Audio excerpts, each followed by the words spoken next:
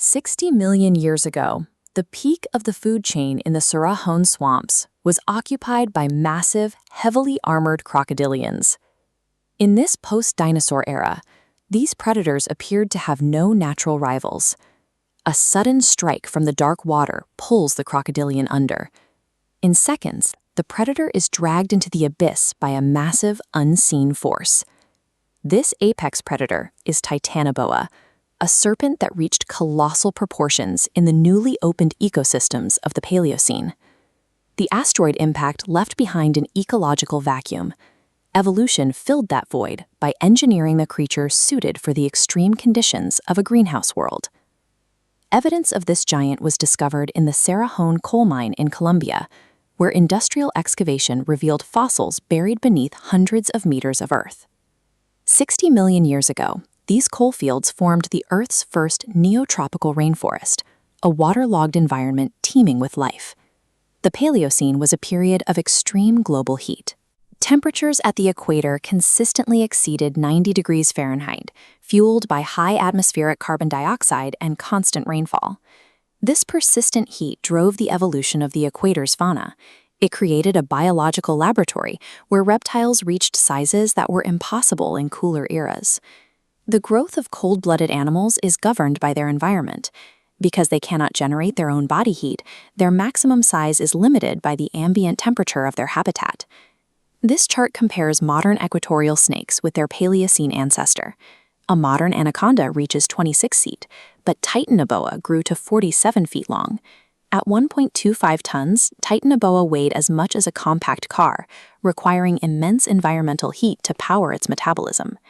Paleontologists use these dimensions as a paleothermometer. By calculating the snake's mass, they can determine the minimum ambient temperature required to sustain such a large poikilotherm. Titanoboa was a biological record of the Earth's heat, a creature whose very existence was dictated by the planet's high thermal energy. Supporting a predator this large required a diet of massive prey. Its environment was filled with car-sized armored turtles and blunt-snouted dinosaurs like Anthracosuchus. Titanoboa's weight made it physically cumbersome on land, where gravity would have stressed its internal organs. It relied on water buoyancy to support its bulk, operating as an aquatic ambush predator. It killed through sheer mechanical power. Its strategy relied on 400 psi of crushing constriction force and kinetic jaws that allowed it to swallow large prey whole. As long as the equatorial climate remained stable and hot, Titanoboa remained at the top of the food chain with no natural competitors. The era of the giant snakes ended when the global climate began a slow, permanent decline. This cooling had a direct impact on Titanoboa's biology.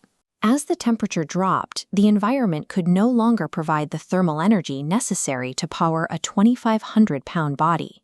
The swamps began to dry into cooler grasslands.